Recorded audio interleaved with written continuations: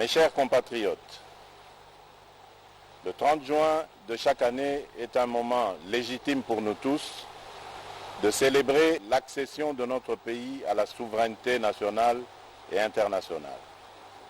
C'est aussi l'occasion de revisiter le chemin que nous avons parcouru ensemble, de prendre la mesure des défis au plan politique, économique et social, afin d'arrêter les voies et moyens d'offrir un meilleur avenir à notre progéniture. Il y a 60 ans, nos pères fondateurs, parmi lesquels Joseph Kasavubu et Patrice Lumumba, sont parvenus à concrétiser la profonde aspiration du peuple congolais à l'émancipation. Nous gardons tous en mémoire la belle histoire du 30 juin, celle de nos deux héros aux tempéraments différents, mais tout aussi déterminés pour la cause de l'indépendance. À cet égard, il me paraît juste, 60 ans plus tard, de réconcilier ces deux approches et d'élever Joseph Kasavubu, longtemps oublié, au rang largement mérité de héros national. Dans le même ordre d'idées, je viens de signer l'ordonnance portant nomination du maire et du maire adjoint de Lumumba-Ville dans la province du Sankourou, rendant celle-ci effective et opérationnelle. Le Congo, ce pays voulu et créé sans nous, 75 années plus tôt à Berlin, nous l'aimons et nous le chérissons, unis par le sort et ayant en partage une longue histoire commune, faite de joie, de larmes, de sueur et de sang. Sans équivoque, nos pères ont fait le choix de l'indépendance, de la dignité et de la solidarité nationale, tout en étant conscients du risque encouru par le pays, car à son devenir économique et social, faute d'une préparation adéquate de la jeune nation. L'effondrement du socle de confiance intervenu entre les acteurs politiques nationaux dès le lendemain de la proclamation de notre indépendance est le résultat combiné de l'inexpérience, de la jeunesse de la classe politique et du jeu malsain des convoitises extérieures. Ce départ raté a conduit notre pays, un pays aux promesses pourtant exceptionnelles, dans une descente aux enfers qui a pu paraître interminable et qui n'a épargné aucun secteur de la vie nationale. Déjà avant l'indépendance, dans son discours visionnaire d'Accra en décembre 1958, Patrice Lumumba nous invitait à nous opposer de toutes nos forces à la balkanisation du territoire national sous quelque prétexte que ce soit. Effectivement, comme un serpent de mer, la menace de la balkanisation aura traversé l'histoire de ces 60 dernières années, la rendant tumultueuse et trouble sous l'instigation de puissances extérieures en complicité avec des enfants du pays et des pays voisins. Loin de briser notre volonté de vivre ensemble, je voudrais que les menaces contre notre pays raffermissent les liens historiques et le sentiment patriotique qui font de nous les fils et les filles de la grande nation congolaise au cœur de l'Afrique. Très chers compatriotes, au combat pour l'indépendance s'est substitué un combat pour la démocratie, les libertés fondamentales et le progrès social, comme si, après l'indépendance, le peuple du Congo avait troqué une soumission externe contre une soumission interne. 60 ans durant, malgré les vicissitudes et leur cortège de conséquences douloureuses, notre patrie est restée une et indivisible. Je sais gré à toutes les filles et à tous les fils de la République qui ont lutté jusqu'au sacrifice suprême dans leur détermination à préserver l'intégrité de notre territoire, l'unité nationale et les droits humains. Je n'oublie personne. Je pense à nos vaillants officiers et soldats qui travaillent nuit et jour dans des conditions extrêmement difficiles. Je pense à nos mamans et nos sœurs martyrisées dans leur chair. Je pense à nos enfants victimes des conflits, à qui un triste destin a arraché le simple droit d'espérer. Je pense à nos classes laborieuses, à nos paysans, à tous ceux qui chaque matin affrontent des difficultés de tout genre pour subvenir aux besoins de leur famille. Je pense à l'ensemble de nos forces vives, et en particulier tous les combattants et martyrs de la démocratie, qui, dans la suite d'Étienne Tshisekedi d'heureuse mémoire, ont affronté les répressions les plus sanglantes, les plus barbares, depuis les temps forts de la guerre froide jusqu'à la veille des élections de décembre 2018. Je pense à nos filles et à nos fils, lâchement abattus dans les rues de nos villes et de nos villages, jusqu'à l'intérieur des églises ainsi profanées. Je n'oublie personne, je n'oublie rien, aucune douleur, aucun déchirement ne doit être oublié. Au nom de l'ensemble du peuple congolais, je m'incline une fois de plus devant leur bravoure. Leur héroïsme nous a permis de franchir une étape importante dans notre marche vers l'instauration d'une nation respectueuse de la personne humaine et du caractère sacré de la vie. Mes très chers compatriotes, à vous tous, mes amis, qui avez lutté sans relâche à nos côtés, je vous demande de faire de ce 30 juin 1960 une date illustre que vous garderez ineffaçablement gravée dans vos cœurs. Une date dont vous enseignerez avec fierté la signification à vos enfants pour que ceux-ci, à leur tour, fassent connaître à leurs fils et à leurs petits-fils l'histoire glorieuse de notre lutte pour la liberté.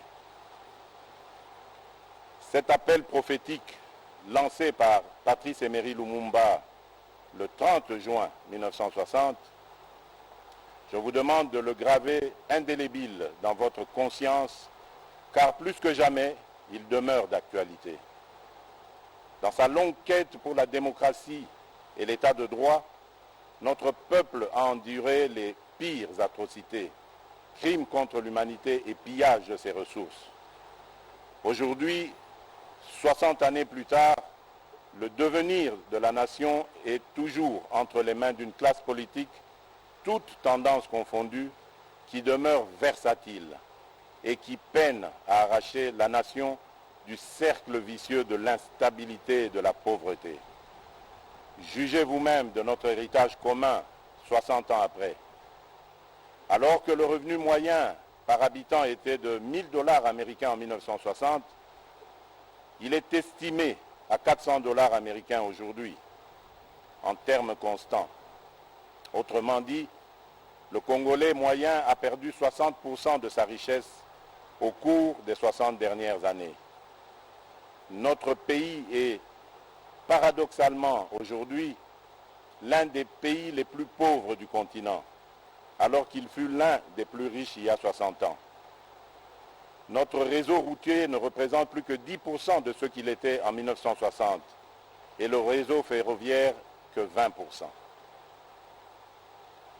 Mes chers compatriotes, au lendemain de mon accession à la magistrature suprême, me conformant à mes obligations constitutionnelles et m'acquittant de mon devoir de redevabilité, j'ai prononcé le 13 décembre 2019 un discours sur l'état de la nation devant les chambres du Parlement réunies en congrès. Devant les honorables députés et sénateurs, j'ai eu l'honneur et la fierté de faire un tour d'horizon complet des principaux secteurs de la vie nationale autour des actions prioritaires de mon quinquennat contenues dans le programme du gouvernement. Il s'agit sur le plan politique du rétablissement de la paix et de l'instauration d'un État de droit. Sur le plan social, il y a notamment la gratuité de l'enseignement, la couverture sanitaire universelle, et les logements sociaux. Sur le plan économique, la priorité a été donnée à l'accès à l'électricité et à l'eau potable, aux infrastructures et à la transformation structurelle de l'économie par sa diversification.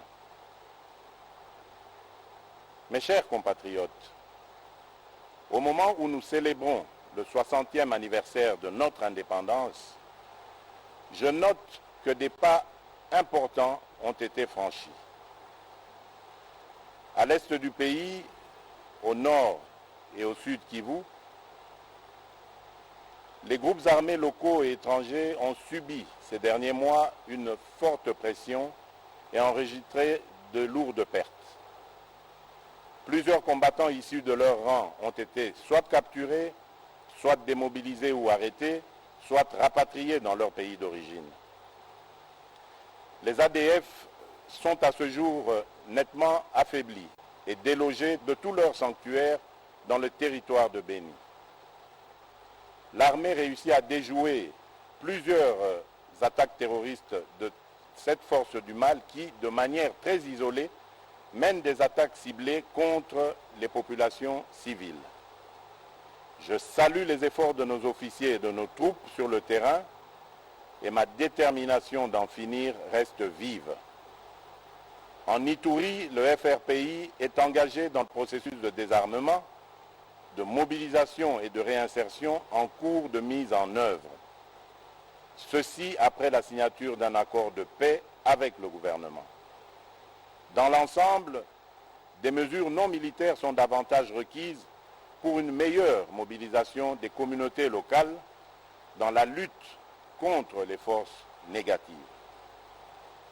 Je réitère mon appel à tous les autres groupes armés afin de déposer les armes et de choisir la voie de la paix, sous peine de s'exposer aux sanctions coercitives de l'armée et à des poursuites judiciaires. Je condamne fermement les massacres des populations par des miliciens en Ituri, au nord et au sud Kivu. Tout en exprimant ma compassion aux familles durement touchées par cette barbarie ignoble, je les assure que ceci ne restera pas impuni. Chers compatriotes, comme je m'y étais engagé, l'établissement d'un état de droit est en marche dans notre pays. Le citoyen congolais a retrouvé la pleine jouissance de ses libertés fondamentales, de manifester, de résider dans son pays, de ne pas être arrêté pour des raisons politiques. La justice recouvre peu à peu son indépendance. Les avancées enregistrées l'ont été au prix de sacrifices extrêmes. Elles ne peuvent être annihilées par des manœuvres d'arrière-garde qui s'observent chez certains de vouloir légiférer pour déposséder le Conseil supérieur de la magistrature du pouvoir judiciaire qu'il détient pourtant par la Constitution. Point n'est besoin de vous rappeler que la justice élève une nation. La justice est pour un état de droit ce que le sang est pour le corps humain. Voilà pourquoi j'estime que les réformes dans ce secteur doivent être dictées non pas par le souci de s'assurer une protection d'une personne ou d'un groupe de personnes, mais plutôt par le souci d'apporter plus d'efficacité et d'efficience au fonctionnement de la justice. En considération de ces éléments, je n'accepterai sous aucun prétexte des réformes dans ce secteur qui, par leur nature et contenu, viendraient porter atteinte à des principes fondamentaux régissant la justice telle que prévue dans notre Constitution, notamment l'indépendance du pouvoir judiciaire, du pouvoir législatif et du pouvoir exécutif, le pouvoir régalien de nomination des magistrats, la gestion du pouvoir judiciaire confiée au Conseil supérieur de la magistrature et bien d'autres. Je m'étais également engagé à rendre l'enseignement de base obligatoire et gratuit pour tous. À ce jour, fréquenter l'école est devenu une réalité pour nos enfants, quelles que soient leurs conditions sociales. En effet, jusqu'à la rentrée de 2019, notre pays était l'un des derniers au monde où l'école primaire était encore payante. Les parents finançaient les 2/3 des coûts de scolarité et 4 millions d'enfants n'étaient pas scolarisés en 2018 parce que les parents devaient choisir entre les nourrir ou les faire étudier. Depuis que nous avons lancé cette grande réforme pour la gratuité, 2,5 millions d'enfants supplémentaires ont pu retrouver le chemin de l'école. Cependant, cet engouement salutaire met en exergue 2 autres importants défis que nous devons relever. Celui des infrastructures d'accueil et celui de la qualité de l'enseignement. Quelles qu'en soient les difficultés, nous sommes sur la bonne voie et nous restons déterminés. Nous pouvons nous réjouir de bénéficier du concours sans précédent de la solidarité internationale pour la prise en charge de cette réforme dont le coût est supérieur à $1 milliard par an. Mais il nous faudra davantage mobiliser nos ressources internes à travers l'impôt pour soutenir à long terme l'éducation de nos enfants. Il s'agit d'une responsabilité collective et prioritaire qui doit interpeller chaque citoyen. J'ai également pris l'engagement de mettre un terme à l'impunité pour donner un sens à la lutte contre la corruption et les antivaleurs, car celles-ci sont à la base de presque tous les maux dans les différents secteurs de la vie nationale. Quelques mois après mon avènement, des ministres du gouvernement central et des ministres provinciaux ont été suspendus de leurs fonctions, déférés devant la justice et condamnés pour des faits de corruption et d'abus d'autorité. Aussi, ai-je à cet égard créé par ordonnance datée du 28 mars dernier une agence de prévention et de lutte contre la corruption, en abrégé APLC, qui a pour mission de prévenir et de lutter contre la corruption qui gangrène le pays en amont de l'action des institutions judiciaires. Sur le plan économique, j'ai fait de l'accès à l'électricité une priorité.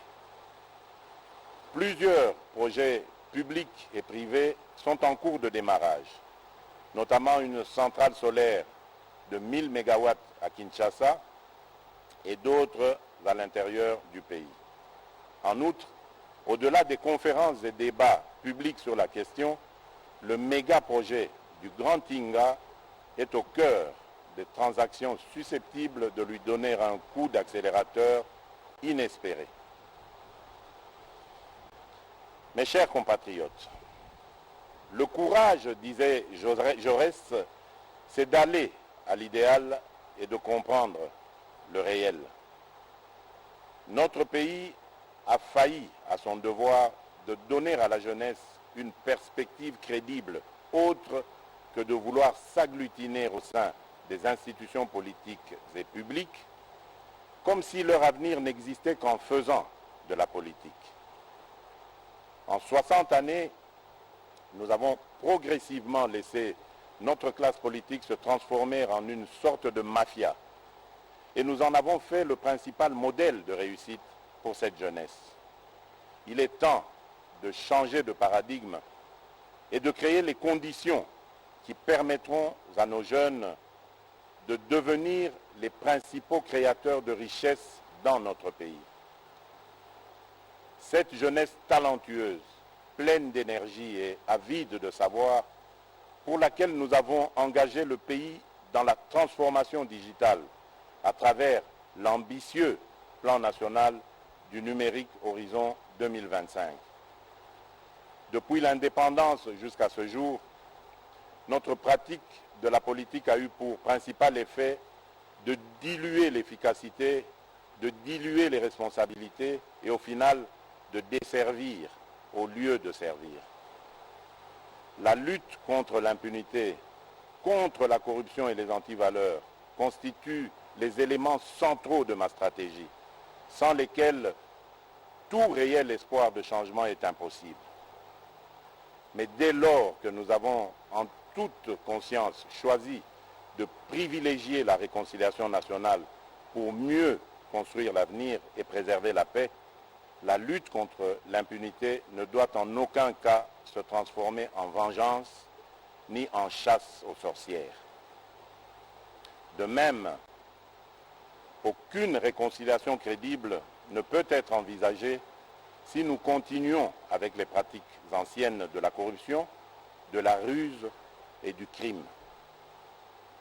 L'engagement que j'ai pris devant vous, devant ma conscience et devant Dieu, c'est de donner la chance à tous les Congolais, sans exclusive, d'envisager l'avenir en toute liberté et en toute quiétude, mais sur de nouvelles bases morales.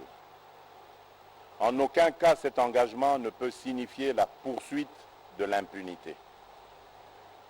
M'inspirant des Saintes Écritures, mon objectif n'est pas de voir les méchants périr, mais plutôt qu'ils changent, qu'ils soient sauvés et que le pays tout entier s'en réjouisse. À défaut, ils s'exposeront à la rigueur de la loi. Celle-ci étant faite pour révéler la faute, j'accorde à la restauration de l'état de droit la première des priorités dans mon combat pour l'édification d'un nouveau Congo. J'ai entendu certains parler avec ironie ou crainte de la République des juges. La réalité est plutôt que le pouvoir judiciaire demeure confronté à de nombreux défis en termes de ressources, de capacités et d'indépendance. La République démocratique du Congo ne compte actuellement qu'un magistrat pour 28 000 habitants, alors qu'un ratio minimum de 1 magistrat pour 5 000 habitants est considéré comme étant la limite de la couverture requise par les standards définis par l'Association internationale des magistrats. La dernière grande vague de recrutement des magistrats en République démocratique du Congo date de 2011. Nous avons donc un grand retard à rattraper. Mes chers compatriotes, j'ai à cœur l'ensemble de vos aspirations pour un Congo meilleur, un Congo paisible, plus juste et plus équitable. Qu'il s'agisse de la réforme en cours de la justice, que je compte poursuivre et approfondir, de l'indispensable rattrapage en matière d'infrastructures de base, de l'accès à la santé, de la pacification intégrale du pays ou de la préservation de l'environnement, le Congo a grandement besoin de ressources et de méthodes pour poursuivre avec succès la mise en œuvre du programme pour lequel vous m'avez élu. Je souhaite que l'expérience douloureuse révélée au cours du procès en rapport avec le programme des 100 jours tourne définitivement la page de la longue série de projets et programmes qui, à travers l'histoire de notre pays, ont donné lieu à d'importants coulages des ressources publiques en toute impunité. Je pense notamment au projet de Bukangalonzo, aux multiples cessions d'actifs miniers, aux projets de construction d'infrastructures routières, aéroportuaires et j'en passe. Le défi du Congo, le défi du peuple congolais, c'est de sortir de la répétition pour s'inventer un destin. À tout prix, nous devons y parvenir et nous allons y arriver. J'appelle le gouvernement de la République à engager des réformes sur l'ensemble de la chaîne de la dépense, afin que nos ressources publiques soient désormais mieux préservées et mieux utilisées. Mes chers compatriotes, alors que nous nous étions engagés à faire de 2020 une année de l'action décisive, la force du destin a fait coïncider cette année du 60e anniversaire avec l'une des crises sanitaires et économiques les plus intenses que notre civilisation ait connues, l'apparition de la Covid-19. Cette crise est également un rappel à l'humilité que nous devons adopter face à l'accélération imprévue du mouvement de l'histoire. La Covid-19 qui affecte aujourd'hui tous les continents et qui frappe indistinctement tous les habitants de la planète représente la plus grave crise sanitaire qu'ait connue le monde depuis la grippe espagnole. Toutes les certitudes idéologiques sur lesquelles est fondé l'ordre économique mondial sont aujourd'hui remises en question. Pour s'adapter à cette nouvelle donne et offrir à ses États membres la possibilité d'investir massivement dans la lutte contre la Covid-19, l'Union européenne ainsi que la Banque centrale européenne ont revu et assoupli de manière exceptionnelle leurs règles et pratiques en matière budgétaire et d'endettement. Lorsque notre pays a été frappé à son tour par cette pandémie de Covid-19, j'ai, dans mes messages des 18 et 24 mars 2020, annoncé les mesures de prévention et de protection contre ce virus, en même temps que j'ai déclaré l'état d'urgence conformément aux dispositions pertinentes des articles 85, 144 et 145 de notre Constitution. La pandémie du coronavirus nous a une fois de plus rappelé à quel point nous étions dépendants de l'extérieur et combien nous pouvions être vulnérables à cause d'un système de santé déficient. Et pour atténuer les impacts immédiats de la Covid-19 dans notre pays, j'ai immédiatement engagé le gouvernement à prendre des mesures pour assurer la prise en charge sanitaire des personnes affectées par la pandémie ainsi que pour garantir la continuité de l'approvisionnement du pays en denrées de première nécessité. L'ensemble de ces dispositions ont permis de réduire très sensiblement le taux de létalité de la pandémie dans notre pays. Celui-ci est passé de 10% de décès dans les premiers jours à moins de 2,5% actuellement.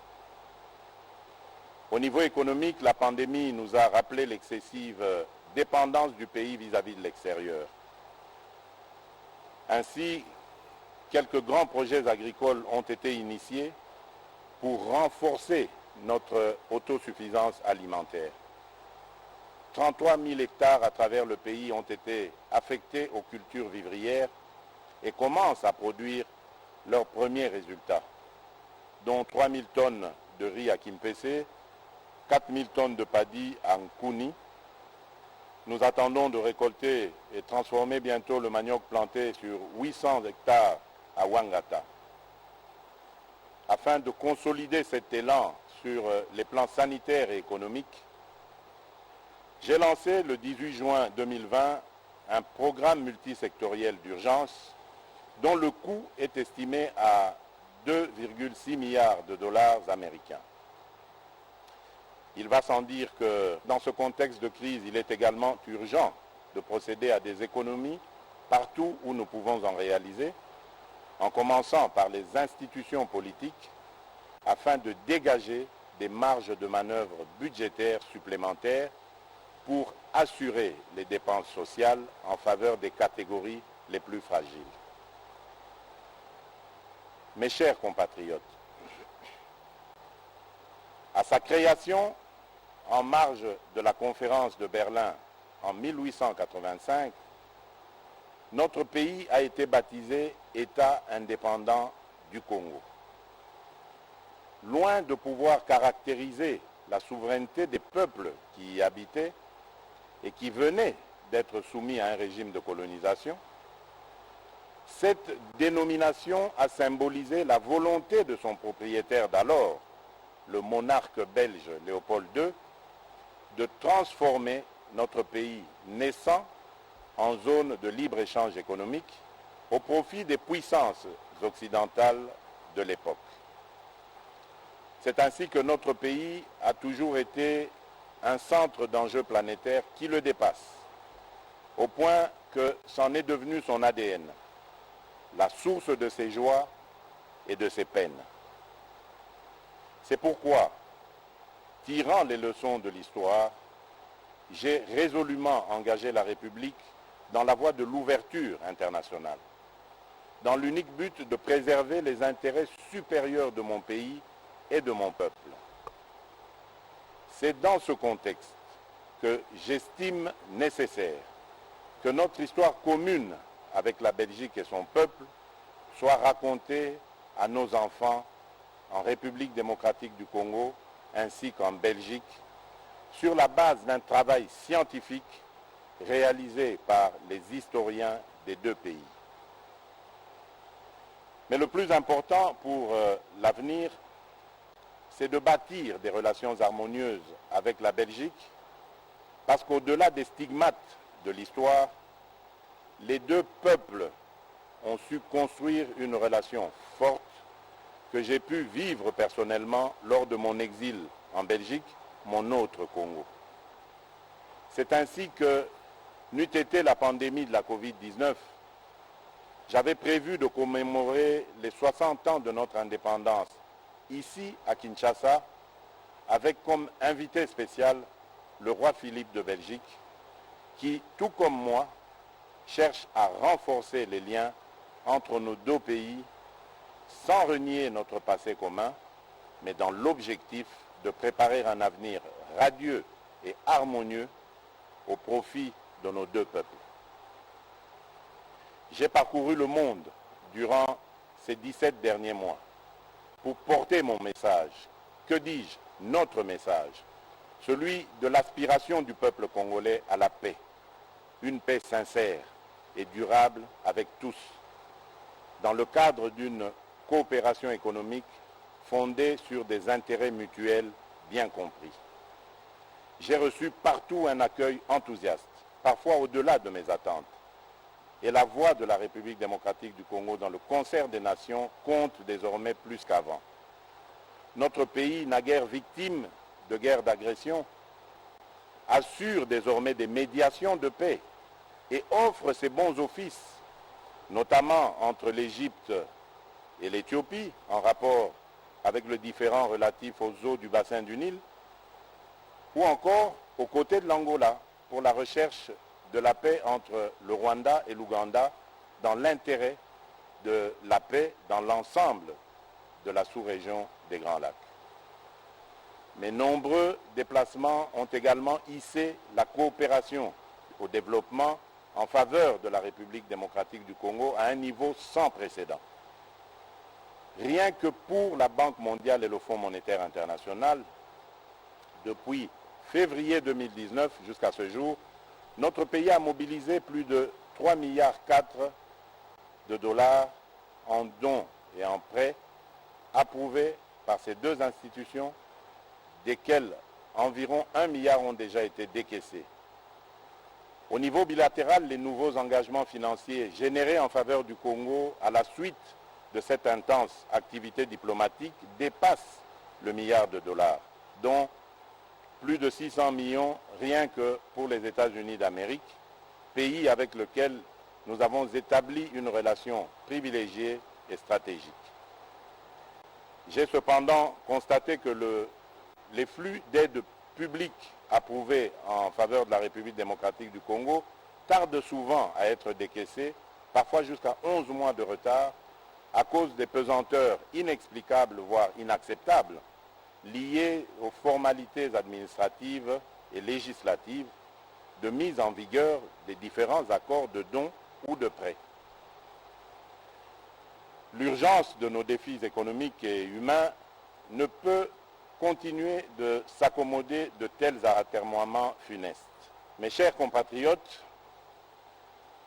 je suis bien conscient que dans votre fierté légendaire, vous ne pouvez vous contenter d'une situation de dépendance structurelle à l'aide publique internationale. C'est pourquoi je nous invite à concentrer l'essentiel de notre fierté nationale à promouvoir le sens de la valeur du travail, la création de la richesse, le paiement d'un impôt juste et l'exercice de la solidarité nationale. Mes très chers compatriotes, alors que l'œuvre du redressement de notre pays postule le rassemblement de toute la nation autour de l'essentiel, nous devons affronter en même temps les contingences imposées par cette expérience inédite de coalition politique formant la majorité. Il est important que cette expérience inédite et sensible, mais que nous voulons salutaire, ne conduise à aggraver les problèmes de notre société en créant ou en renforçant l'hostilité mutuelle et la méfiance. Comme il y a 60 ans, étrange répétition de l'histoire, il y a une majorité parlementaire et un président de la République qui viennent de composantes politiques différentes, jadis en opposition frontale.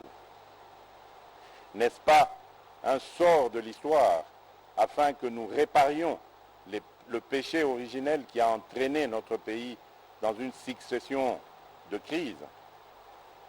C'est pourquoi, en tant que garant constitutionnel du bon fonctionnement des institutions, je ne ménagerai aucun effort pour m'assurer, via un dialogue interinstitutionnel régulier, qu'aucune crise inutile ne puisse perturber la stabilité du pays, si importante pour son essor. Permettez-moi néanmoins de saisir cette occasion symbolique de commémoration de l'indépendance pour réaffirmer qu'aucune majorité politique ou parlementaire, d'où qu'elle vienne, ne peut outrepasser les principes fondateurs de la République qui sont à la base du pacte social tel que consacré dans la Constitution du 18 février 2006, à savoir un État de droit indépendant, souverain, uni et indivisible, social, démocratique et laïque. Mes chers compatriotes, j'observe souvent la ferveur avec laquelle nombre de mes concitoyens s'indignent lorsqu'il est porté atteinte aux droits et libertés des personnes de couleur sous d'autres cieux, notamment dans les vieilles démocraties.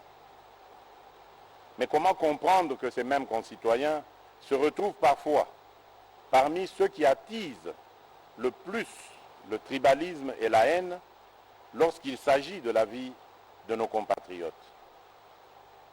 Je combattrai avec la dernière énergie la résurgence de ces fléaux qui pourraient menacer le vouloir vivre collectif si chèrement acquis. Mes très chers compatriotes, qu'est-ce que 60 ans dans la vie de notre nation? Molière nous rappelle à juste titre que 60 ans, c'est la fleur de l'âge, qui nous fait entrer maintenant dans la belle saison. Soyons tous interpellés par les défis majeurs auxquels notre pays est toujours confronté, notamment celui de la maximisation des recettes publiques.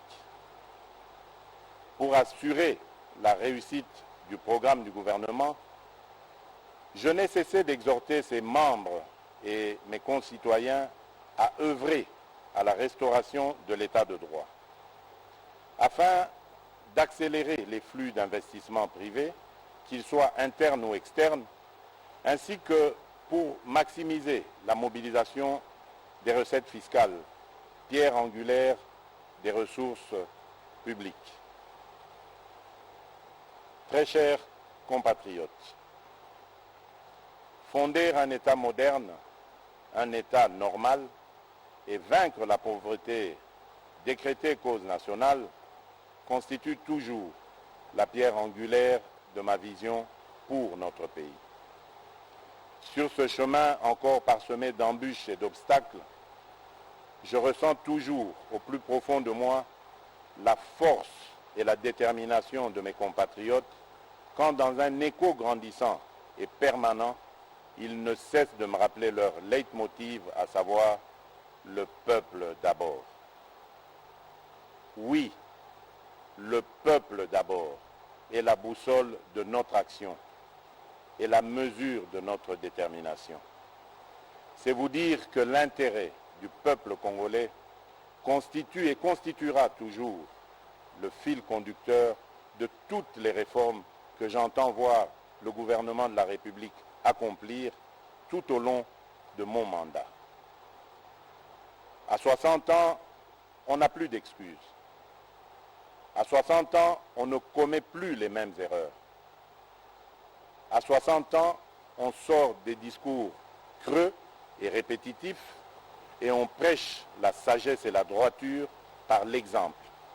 À 60 ans, on pense à l'héritage et aux valeurs à léguer aux générations futures. Il est temps que nos ambitions personnelles viennent en dernier lieu et que les ambitions de notre pays soient notre priorité. Très chers compatriotes, c'est pour vous, avec vous et dans votre intérêt que nous allons réussir le mandat que vous m'avez confié. Bonne fête de l'indépendance à toutes et à tous. Vive la nation congolaise unie et forte. Que Dieu bénisse la République démocratique du Congo. Je vous remercie.